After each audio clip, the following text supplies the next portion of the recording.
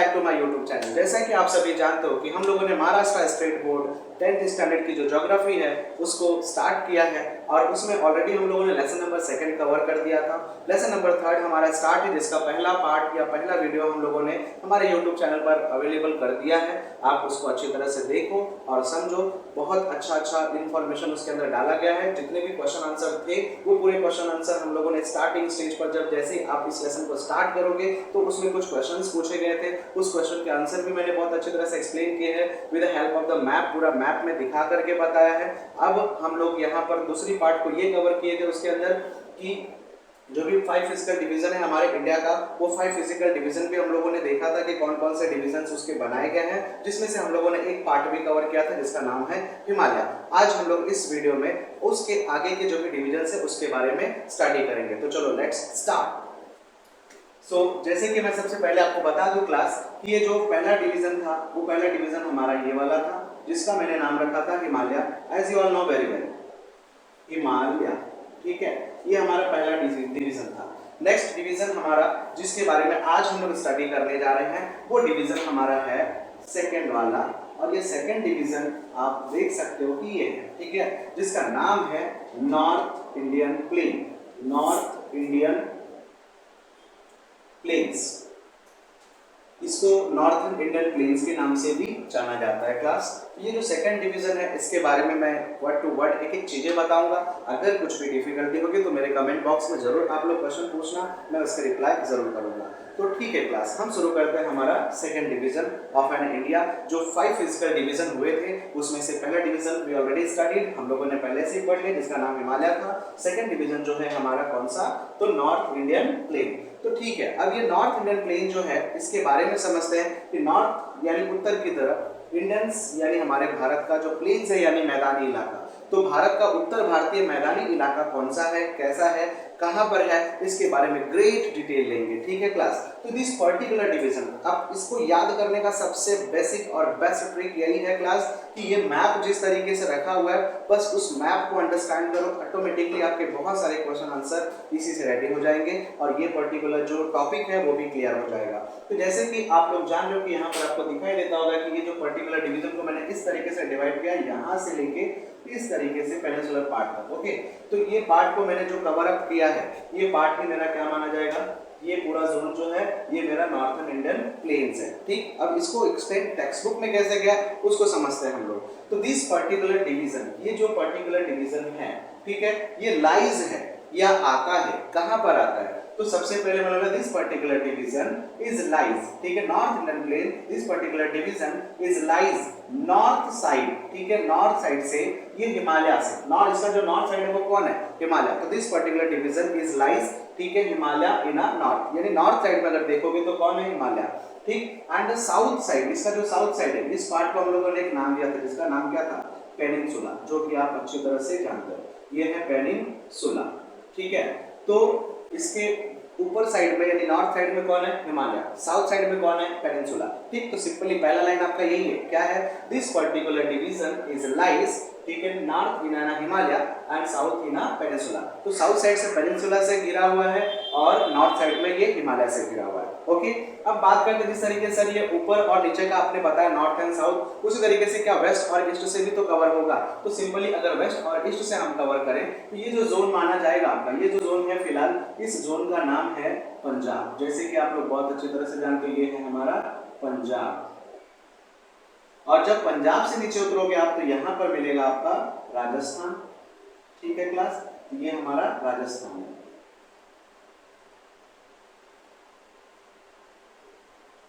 तो ये हमारा राजस्थान है।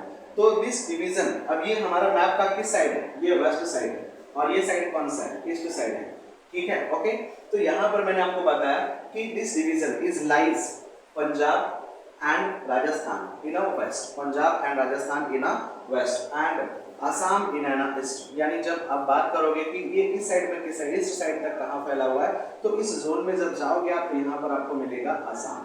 तो ये Assam in a east, Assam in an east. So class, अब बात करते हैं यहाँ पर, अगर वन शॉट में मैं बोलूँ कि दिस पर्टिकुलर डिवीजन यानी northern Indian plains is lies north in Himalaya ठीक है, नॉर्थ साइड इनाना हिमालय एंड साउथ साइड इनाना पेनिनसुला, ठीक है, this particular part is in peninsula and Rajasthan and Punjab in west and Assam in east, यानी इन चारों के बीच में हमारा नॉर्थ इंडियन प्लेट क्या है, घिरा हुआ है। ओके ना, अब थोड़े से पॉइंट को आगे लेके जाते हैं। जैसे कि आप सभी जानते हो कि दिस पर्टिकुलर डिवीजन, ये जो डिवीजन है इसका जो स्लोप है ये फ्लैट लो लेइंग एरिया, ढलान वाला क्षेत्र है, क्योंकि देखो मेरे एरो के निशान हल्के स्लोपी हो रहे हैं, ठीक है।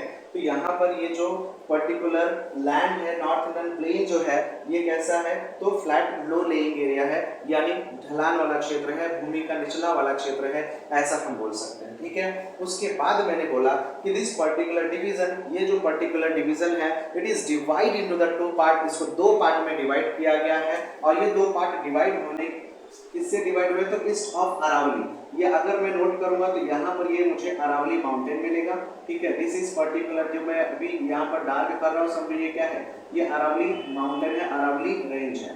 तो ये जो अरावली रेंज है, अगर इसको मैं डायरेक्शन दूं तो ये अरावली रेंज का क्या होगा, वेस्ट साइड होगा, सॉरी ईस्ट साइड होगा, और ये जो होगा उसका वेस्ट साइड होगा, ठीक। तो यहाँ पर जो पर्टिकुलर पॉइंट, ये जो पर्टिकुलर प्लेन्स है इसके दो पार्ट हुए, दो डिवीजन हुए हैं, ईस्ट ऑफ अरावली, यानी अरावली का एक east side and west of Aravalli, ठीक है।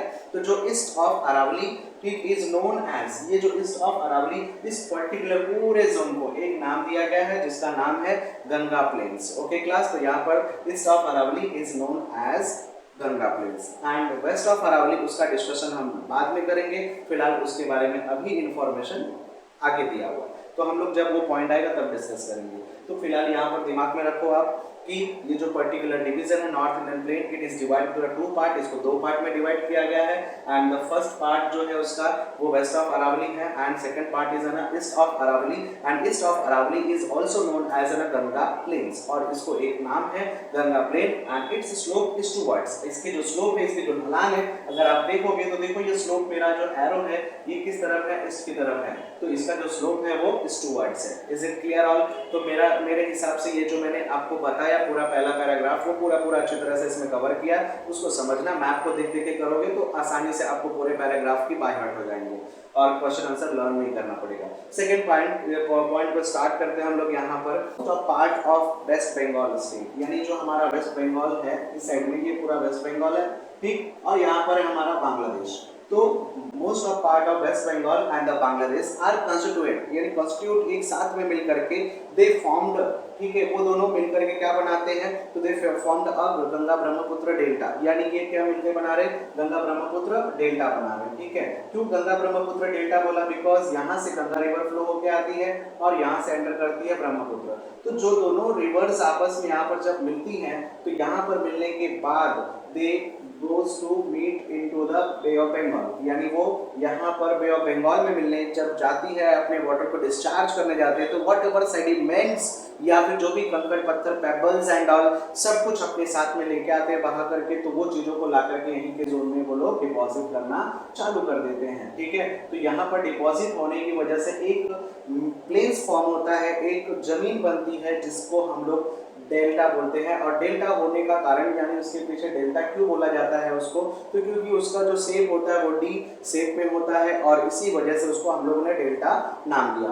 तो this particular deltas are form, ठीक, यहाँ पर एक डेल्टा बनेगा, और इस डेल्टा वाले रीजन को हम लोग यहाँ पर सुंदरबन डेल्टा बोलते हैं, ठीक है क्लास, सुंदरबन डेल्टा, सुंदरबंस बोलते हैं, ठीक है, सुंदरबंस। तो Sundarbans is an world largest delta, ये पूरी वर्ल्ड का सबसे बड़ा डेल्टा माना जाता है, या सबसे बड़ा मैंने बोला क्षेत्र या भूमि जो डिपोजिशन वर्क की वजह से बना हुआ है, ऐसा हम कह सकते हैं, ठीक है। तो होप्स आपको यहाँ पर सेकंड पैराग्राफ भी पूरी तरीके से क्लियर हुआ होगा। नाउ हम बात करते हैं अब थर्ड पैराग्राफ की, इसकी या फिर जो डिवीजन हुआ था यहाँ पर अरावली माउंटेन की वजह से, यानी the Aravalli to the Aravalli mountain it is divided into the two part as you all know, जैसे कि मैंने बताया कि east of Aravalli Ganga plains and west of Aravalli, जिसका सस्पेंस हम लोगों ने छोड़ा था कि हम आगे आएगा तो कवर करेंगे। तो ये जो सेकंड पॉइंट है west of Aravalli, this particular division, इस डिवीजन का जो पूरा इलाका है मोस्ट प्रोबेबली ये डेजर्ट से भरा हुआ है, यानी रेत वाला है, समझा, यहाँ पर बहुत सारे बालू होते हैं, तो इस वजह से इस पर्टिकुलर डिवीजन को हम लोग थार डेजर्ट के नाम से या फिर मरुस्थली भी बोलते हैं। तो this particular division is known as an Thar desert और मरुस्थली। ठीक है, तो मैथ में कभी कभी क्लास आप लोग को यहाँ पर पूछा जाएगा कि थार डेजर्ट को शो करो, तो बहुत सारे बच्चे क्या करते हैं, पूरे राजस्थान को ही डेजर्ट में कन्वर्ट कर देते। तो ये आपके इंफॉर्मेशन के लिए बोल दो कि पूरा पूरा राजस्थान जो है वो डेजर्ट वाला नहीं है। ठीक है, उसका वेस्टर्न पोर्शन ही खाली डेजर्ट्स वाले हैं। ठीक, तो यहाँ पर जब आपको मैप में शो करने आया so that Thar desert in a map, तो ये जो ऐसे हाफ डिवीजन करना है उसका और इस तरीके से उसको सेट कर देना। This particular part is an Thar desert, यही पर्टिकुलर पार्ट जो है वो थार डेजर्ट है, जो कि मैप में आपको आता है मोस्ट ऑफ टाइम, और मोस्ट ऑफ स्टूडेंट इसको रॉन्ग करते हैं, बट आपका नहीं होना चाहिए क्योंकि मैंने आपको मार्कर से सेट करके अच्छी तरह से पॉइंट करके बताया कहाँ पर ये है। ठीक, तो this particular division is known as Thar desert. Okay, तो यहाँ पर हम लोगों ने इसको ये कवर अप किया कि west of Aravalli is known as most probably west of Aravalli part is an desert, यानी यहाँ पर वो पूरा डेजर्ट वाला इलाका है। और सेकंड पॉइंट मैंने यहाँ पर बताया कि this particular division is known as an Thar desert, इसको हम लोग थार डेजर्ट कहते हैं या फिर मरुस्थली के नाम से भी जानते हैं। होप सो क्लास आपको यहाँ तक का पॉइंट पूरा समझा होगा। टू द नॉर्थ, अब north side is an occupied, इसके जो नॉर्थ साइड का जो भाग है, ठीक है, तो जो नॉर्थ साइड का पार्ट है यहाँ पर it is occupied by the Punjab plains, यानी ये जो डिजर्ट वाला इलाका है this is known as an Punjab plain, ये पंजाब प्लेन है। यहाँ पर ये पूरा जो दिख रहा है आपको ये क्या है, हमारा पंजाब प्लेन्स है। ठीक है, तो जो पंजाब प्लेन्स बना हुआ है इसकी स्लोप जो है वो वेस्टवर्ड्स है, यानी वेस्ट की तरफ इसकी ढलान है।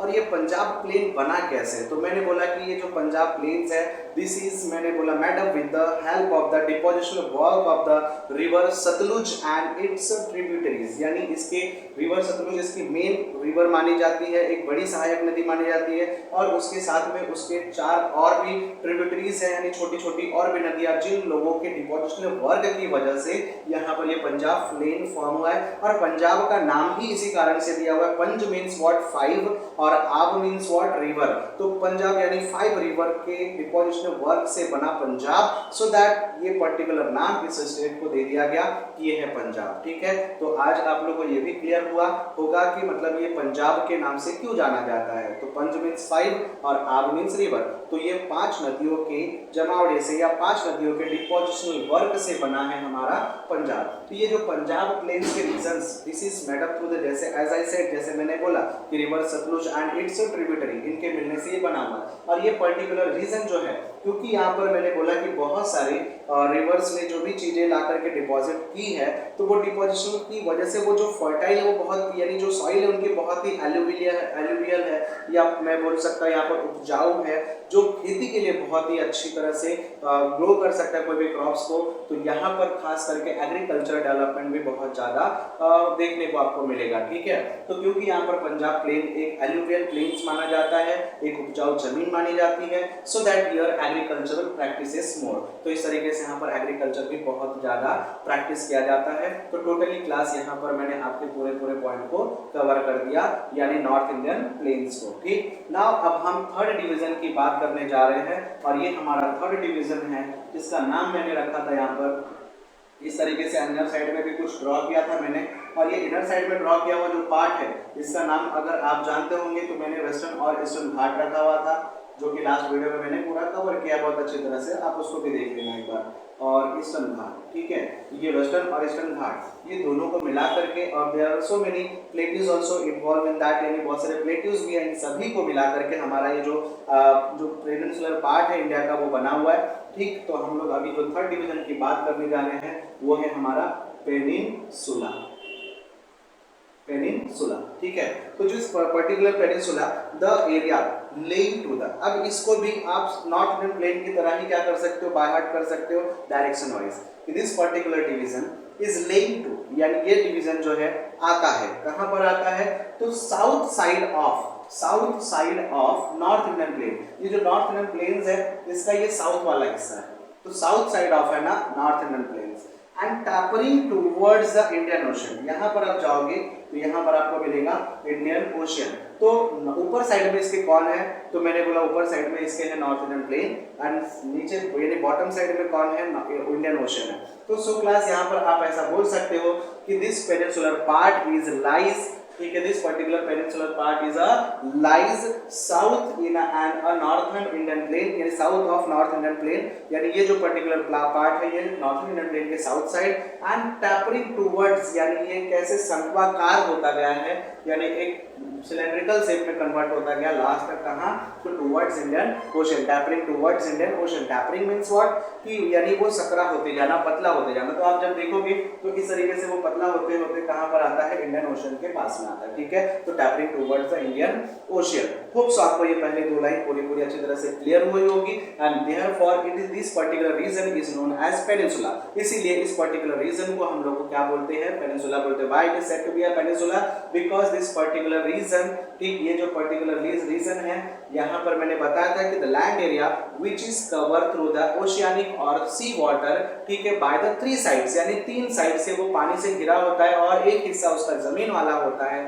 तो ऐसे रीजन को हम यहाँ पर पेनिनसुला का नाम देते हैं। तो अगर आप इंडिया के इस जोन को देखोगे, ये जो ट्रायंगुलर शेप में बना हुआ जोन है, तो उसके इस साइड आपको अरेबियन सी मिलेगा, ठीक है, इस साइड आपको अरेबियन सी मिलेगा और सेकेंड साइड जो है आपका बे ऑफ बंगाल मिलेगा, ठीक है, बे ऑफ बंगाल मिलेगा। और यहाँ पर आपने जैसे कि देखा इंडियन ओशन, तो ये तीनों साइड से किससे, ओशन और सी से घिरा हुआ है और एक ही साइड का कैसा है, लैंड वाला है। तो the land area which is lies between, ठीक है, यानी ओशन और सी वाटर, जो पानी से घिरा हुआ है ओशन और सी वाटर से बाय द थ्री साइड्स, तीन साइड से, वही क्या है, पेनिनसुला है। तो होप सो आपको यहाँ पर India, why India is said to be an peninsula, यानी इंडिया का जो साउथ जोन है उसको पेनिनसुला क्यों बोला जाता है, ये रीजन भी आपका क्लियर हो गया। ठीक है, तो अभी तक में मैंने आपको खाली इतना ही समझाया कि दिस पर्टिकुलर पेनिनसुलर पार्ट, ठीक है, इस पेनिनसुलर पार्ट में सबसे पहले तो this division is lies to the south of north Indian plain and travelling towards the Indian ocean, यानी इंडियन ओशन की तरफ ये सकरा होते चला गया है। And this particular region is known as peninsula, और इस पर्टिकुलर रीजन को हम लोग किस नाम से जानते हैं, पेनिनसुला के नाम से जानते हैं। एंड अगर मैं बात करूं थोड़ा सा और, तो इट कंसिस्ट मेनी प्लेट्यूज, इसमें बहुत सारे प्लेट्यूज आते हैं। ठीक है, जैसे कि सबसे पहले आप शुरुआत करो तो सबसे ओल्ड स्टार्टअप कहां से हुई है, तो इसकी अरावली रेंज की थोड़ी सी पार्ट जो है नॉर्थ साइड में अरावली रेंज है, जैसे कि आप जानते हो कि ये ऊपर नॉर्थ साइड में क्या माना जाएगा, अरावली माना जाएगा। अब उसके नीचे जब स्टार्ट करोगे आप तो यहाँ पर सातपुड़ा रेंज है, फिर उसके बाद यानी उसके सातपुड़ा के पहले आपको यहाँ पर विंध्या मिलेगा, फिर सातपुड़ा मिलेगा, फिर यहाँ पर महाराष्ट्र प्लेट्यू यानी महाराष्ट्र का पठार है। तो इस तरीके से ऐसे बहुत सारे प्लेट्यूज यहाँ पर कंसिस्ट होते हैं, यानी बहुत सारे प्लेट्यूज इसके अंदर आते हैं। तो मैंने यहाँ पर आपको वही समझाया कि this particular division is consisted with the many plateaus and the hills, यानी इसके अंदर बहुत सारे प्लेट्यूज हैं और बहुत सारे हिल हैं। अब ये प्लेट्यू क्या होता है तो मैंने पहले के वीडियो में कवर किया है, उसको अच्छी तरह से देखना, आपको समझ जाएगा what is an plateau.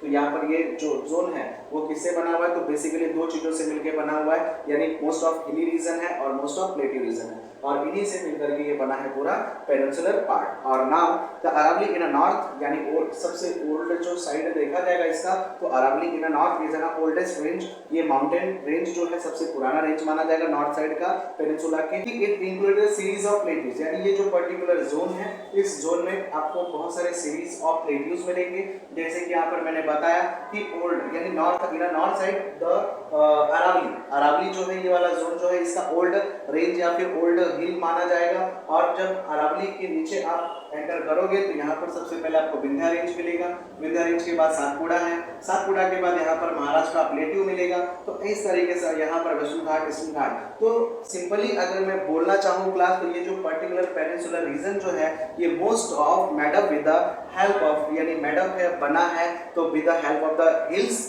And as well as the plateaus, यानी प्लेट्यू से और हिल्स से मिलकर के इसका पूरा पेनिनसुलर पार्ट यानी साउथ साइड का जोन बना हुआ है। ठीक है क्लास, तो जैसे कि मैंने यहाँ पर बता दिया कि कुछ नाम मैंने बताए और भी बहुत सारे हैं, लेकिन कुछ नाम जैसे कि यहाँ पर मैंने बताया ये सातपुड़ा है, उसके ऊपर विंध्या है, फिर महाराष्ट्र प्लेट्यू है, ये अरावली है। ठीक है, तो ये पूरा प्रॉपर लोकेशन आप अच्छी तरह से देखना, तभी आपको ये पूरा कॉन्सेप्ट क्लियर होगा। नाउ यहाँ पर मैंने आपको ये समझाया कि वेस्टर्न एंड ईस्टर्न घाट भी है, ये सब दिखा दिया। तो टोटली जो हम लोगों ने पेनिनसुलर पार्ट को कवर किया, बहुत शॉर्टली कवर किया कि इस पर्टिकुलर पेनिनसुलर पार्ट को हम लोग क्यों पेनिनसुला बोलते हैं वो बताना है आपको, और साथ साथ में इसमें क्या क्या आता है, दैट्स ऑल। बस दो ही पॉइंट रख करके आपको ये पूरा पेनिनसुलर पार्ट को कवर अप करना है। नाउ अब हम उसके थर्ड डिवीजन के बारे में बात करते हैं, और जो थर्ड डिवीजन हमारा है यहाँ पर, थर्ड डिवीजन ऑलरेडी हम लोगों ने कवर कर लिया है।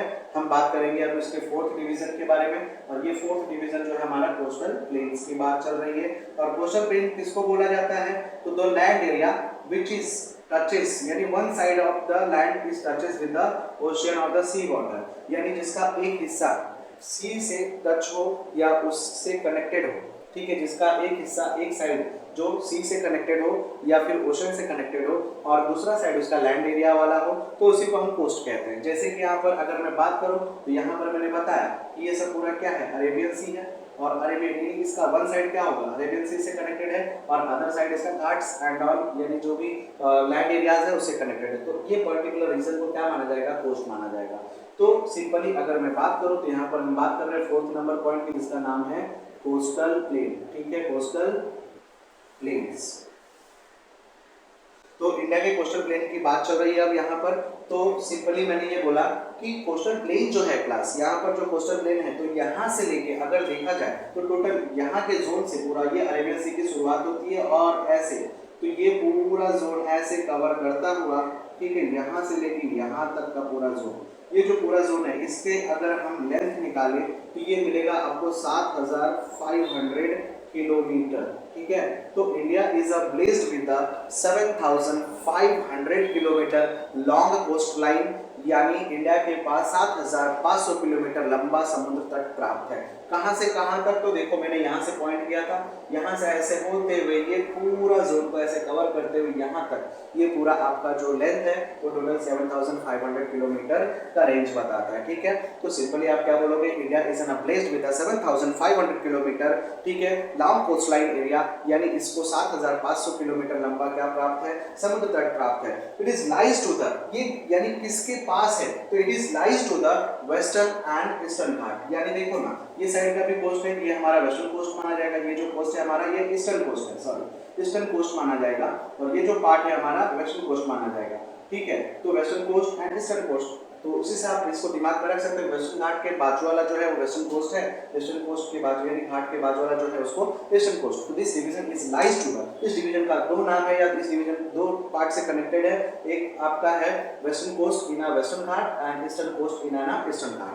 ओके क्लास, तो अभी तक मैंने आपको दो ही लाइन सिखाया। सबसे पहला लाइन आपको ये बताया मैंने कि the India blessed with 7500 kilometre long coast line, यानी 7500 किलोमीटर लंबा कोस्ट लाइन है इसके पास, यानी तट है इसके पास, और this particular division is lies to the western coast and the eastern coast. Western coast is मैंने बोला near to western Ghat and eastern coast is connected to the eastern Ghat. तो होप सो आपको ये पॉइंट भी क्लियर हुआ होगा। And it is covered totally peninsular part, ये पूरे पेनिनसुलर पार्ट को कवर करता है, ठीक है क्लास।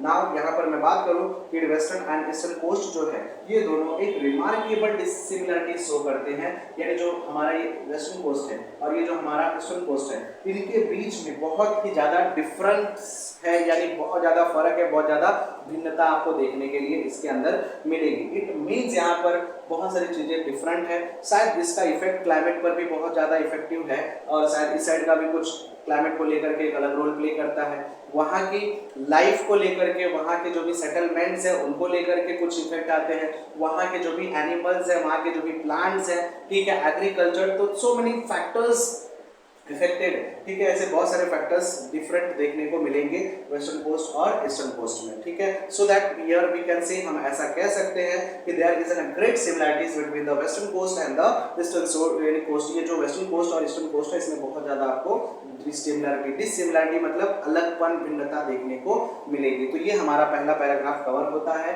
ठीक है, कोस्ट पार्ट का। और अब जब सेकंड पोर्शन के हम लोग शुरुआत करें तो यहाँ पर जो western coast is border to the Arabian sea, ये जो वेस्टर्न कोस्ट है, ठीक, अगर इसकी बात करें तो this western coast is an border of Arabian sea, क्योंकि ये अरेबियन सी जो है वो कनेक्टेड है, किससे कनेक्टेड है, वेस्टर्न कोस्ट से कनेक्टेड है। हियर अब अगर आप देखोगे इसको तो बहुत अच्छी तरह से समझ जाओगे, ठीक है। तो सिंपली मैंने बोला कि the western coast is connected to the और border of the Arabian sea, यानी जो इसका वेस्टर्न कोस्ट है वो अरेबियन सी का क्या माना जाता है, बॉर्डर माना जाता है। एंड ईस्टर्न कोस्ट जो है this is the border of the bay of Bengal, और इस साइड से अगर देखा जाए तो जो ईस्टर्न कोस्ट है वो बॉर्डर लाइन है किसके लिए, बे ऑफ बंगाल के लिए, क्योंकि वहां पर जाकर के वो टच करती है बे ऑफ बंगाल की जितनी भी पानी है वहां पर टच करती है। तो सिंपली मैंने आपको बताया कि अब हम बात कर रहे हैं वेस्टर्न कोस्ट के बारे में, तो western coast is an border of the Arabian सी।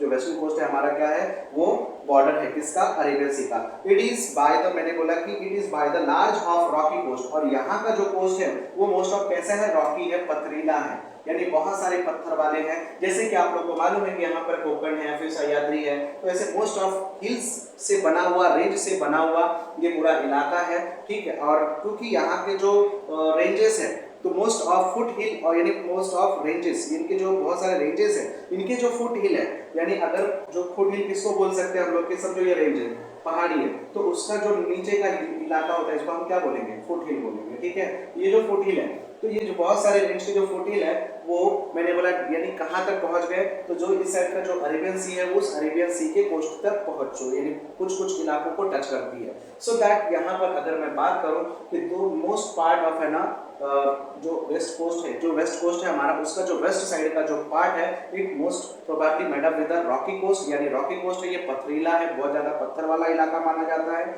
और क्यों माना जाता है, क्योंकि वहां पर मैंने बोला कि जो भी घाट्स हैं उनके जो स्पर्स टेकिंग ऑफ, यानी उनके जो स्पर्स है, उनकी जो तलहटी, उनका जो नीचे का हिस्सा फुटहिल जो है वो टच कर जाता है, कहाँ पर, उनके कोस्ट तक टच कर जाता है, ठीक, या reach nears to the coast, यानी कोस्ट के नियर तक पहुंच जाता है, जिसकी वजह से वहां का जो मोस्ट ऑफ जो कोस्ट है वो कैसा है, पत्थर वाला माना जाता है। और here the river is also short line, यानी जो यहाँ की नदियां हैं वो भी बहुत शॉर्ट एंड स्विफ्ट है। शॉर्ट मतलब छोटी है और स्विफ्ट मतलब एकदम तेज ढलान वाली या फिर मतलब तेज फ्लो वाली है। बिकॉज आपको मालूम है कि जब यहाँ पर रेंज है तो उस रेंज का जो पार्ट है वो बहुत कम ही दूरी पर आकर के, मतलब इनके जो मैंने बताया था कि जैसे ये जो कोस्ट वाला पार्ट है, इस कोस्ट वाले पार्ट के पास में जस्ट सी स्टार्ट हो जाता है, ठीक है। ये जो कोस्ट वाला पार्ट है, यहाँ से वो माउंटेन के कुछ पोर्शंस आते हैं और यहीं से फिर क्या आ जाते हैं, तो बहुत थोड़ी सी जमीन उनको मिलती है फ्लो करके जाने के लिए, यानी before meeting into the ocean, यानी जब और सी जब ये सी में मिलने जाते हैं अरेबियन सी में, तो इनको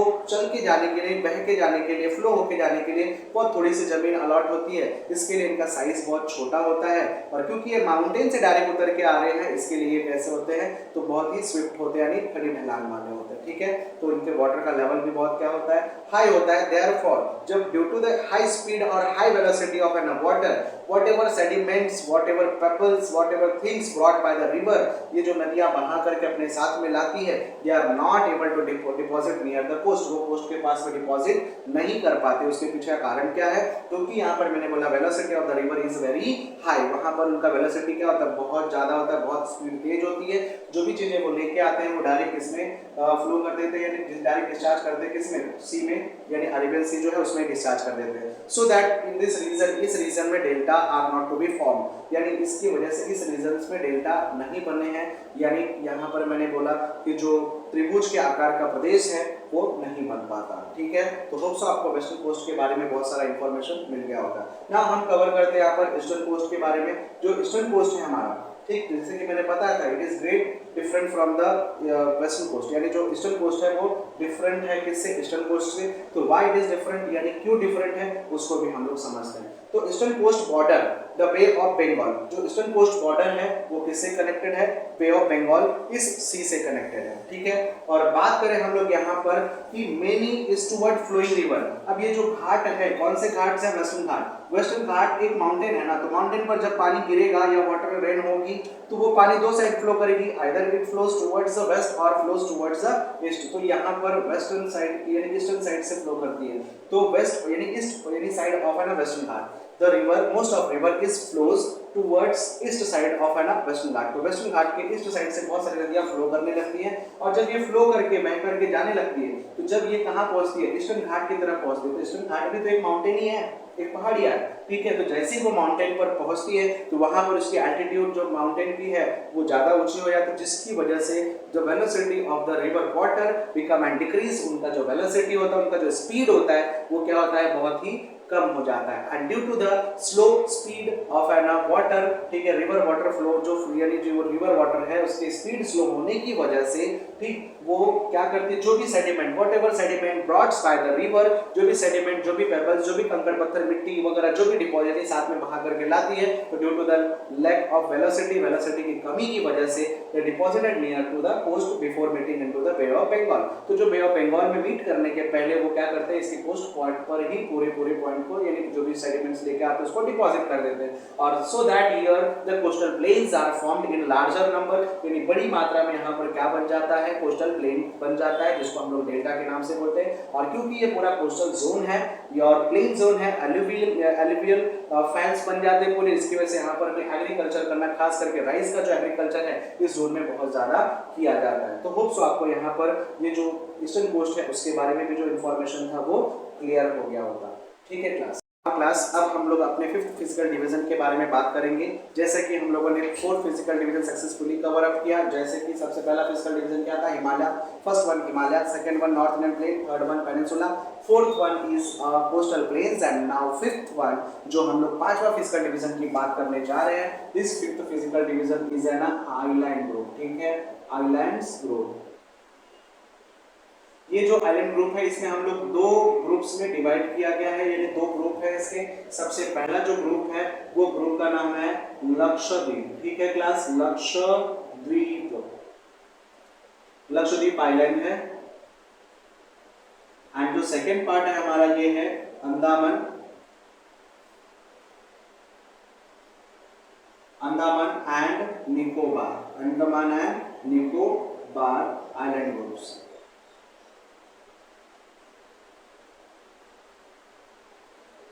ये जो मैंने 2 डिवीजन बताए, Lakshadweep and Andaman and Nicobar island group, this 2 basic main division, ये मेन डिवीजन है आइलैंड ग्रुप्स के।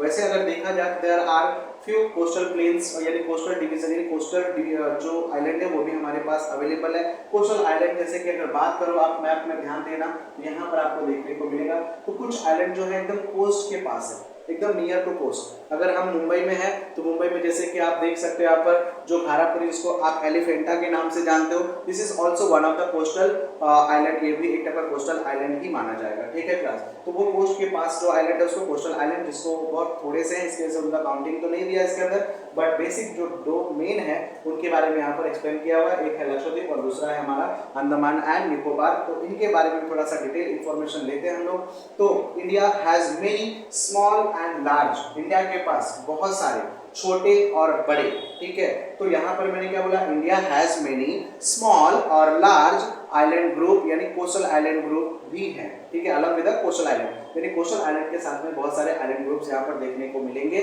The first basic island group is Lakshadweep and another one is Andaman and Nicobar and third one is coastal island. तो ऐसे 3 आइलैंड्स के बारे में बात की गई है इसके अंदर, जैसा कि आप लोग सभी जानते हो।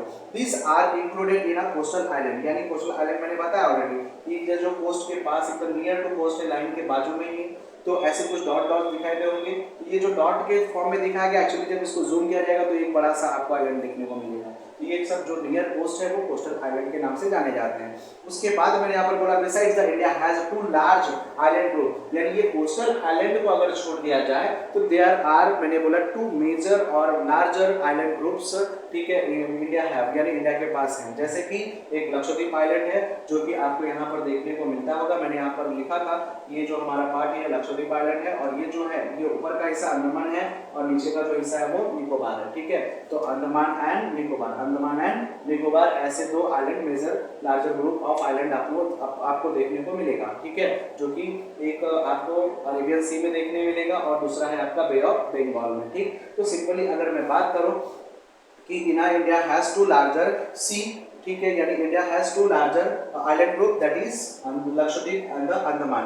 तो लक्षद्वीप लोकेट इन अरेबियन सी, जो लक्षद्वीप है वो कहाँ पर है, तो अरेबियन सी वेस्ट साइड। ठीक है, जो इंडिया का वेस्ट साइड है वहाँ पर आपको अरेबियन सी देखने को मिलेगा और यहाँ पर आपको क्या मिलेगा, लक्षद्वीप मिलेगा। एंड ईस्ट साइड में अगर जब जाओगे तो बे ऑफ बंगाल है और in bay of Bengal the Andaman and Nicobar island group देखने को मिलेंगे। ठीक है, तो Lakshadweep in Arabian sea and Andaman and Nicobar in bay of Bengal. ठीक है, तो ये 2 जो जोन है, ये जो 2 सीज है, इनके अंदर ये अलग अलग आइलैंड ग्रुप्स आपको देखने को मिलेंगे। और आइलैंड ग्रुप क्यों बोला, बिकॉज यहाँ पर ये कोई सिंगल एक आइलैंड नहीं, देखो मैंने बहुत सारे डॉट्स बनाए हैं, तो इससे समझ जाओ कि वहाँ पर खाली क्या सब लक्षद्वीप ही नहीं, ऐसे बहुत सारे छोटे छोटे छोटे छोटे और भी आइलैंड्स वहाँ पर आपको देखने के लिए मिलेंगे। Okay, so that it is called as island group. ठीक है, तो अरेबियन सी में कौन सा आइलैंड है, यानी वेस्ट साइड में तो लक्षद्वीप है, और बे ऑफ बंगाल पे कौन सा है, Andaman and Nicobar island group है।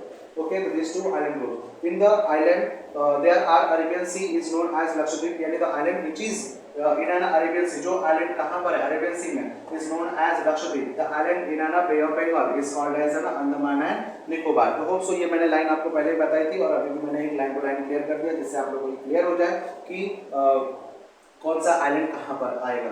और अब बात करते हैं most of the island in Lakshadweep are atoll. ये जो आइलैंड्स बने हुए हैं लक्षद्वीप के, they are mostly an atoll island. Atoll मतलब क्या होता है सिंपली कि जो वॉल्केनिक इरप्शंस होते हैं, वॉल्केनिक इरप्शंस की वजह से, जब मैंने बोला कि वॉल्केनोज बाहर आते हैं और वॉल्केनो कूल डाउन होने के बाद वो सॉलिड फॉर्म में कन्वर्ट होकर के स्टोनी फॉर्म में कन्वर्ट होकर के वहीं पर डिपॉजिट होकर के एक आइलैंड बन जाते हैं, तो उसी को हम लोग यहाँ पर एटॉल आइलैंड बोलते हैं। तो ये जो most of island of Lakshadweep is an atoll island, यानी ये जो आइलैंड है कहाँ का लक्षद्वीप का, ये कैसा है, एटॉल आइलैंड है। Atoll means what, it is formed through the volcanic eruptions, यानी किससे बना हुआ है, वॉल्केनो से बना हुआ है या फिर वॉल्केनिक इरप्शंस होने की वजह से बना हुआ है। नाउ उसके बाद हम बात करते हैं यहाँ पर अंडमान एंड निकोबार आइलैंड। ये जो अंडमान एंड निकोबार आइलैंड है, तो इस आइलैंड ग्रुप में भी आप देखोगे तो मोस्टली वॉल्केनिक आइलैंड भी बोला जाता है। यहाँ पर आपको देखने को मिलेगा कि एक बैरन आइलैंड है जो खास करके यहाँ पर एक्टिव वॉल्केनिक, ठीक है, आइलैंड माना जाता है इसको।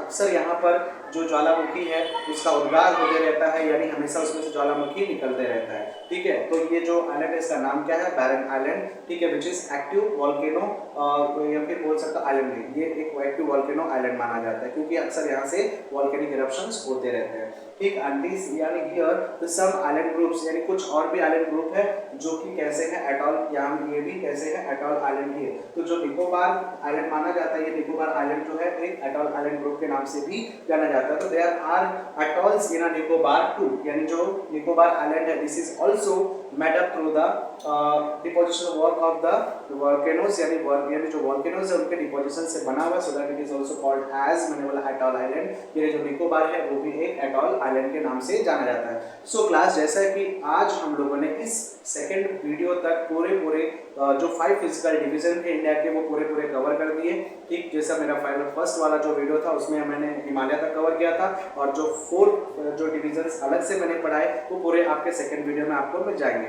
तो क्लास इसको अच्छी तरह से गो थ्रू करना, लाइन टू लाइन बहुत ध्यान से सुनना, और बेसिकली मैप का इस्तेमाल ज़्यादा करना, तो आपको इसे बाय हार्ट करना बहुत कम पड़ेगा। सो कोशिश की है मैंने कि वो आपके सामने पूरे इजी तरीके से उस मैटर को प्रेजेंट करो with the help of the map. So अगर आपको ये वीडियो अच्छा लगा तो उसको लाइक करो, सब्सक्राइब करो और शेयर करो अपने फ्रेंड्स में, ताकि ज़्यादा लोगों तक ये पहुंच पाए और इसका बेनिफिट जो है वो सभी लोग ले पाए। बाय, जय हिंद।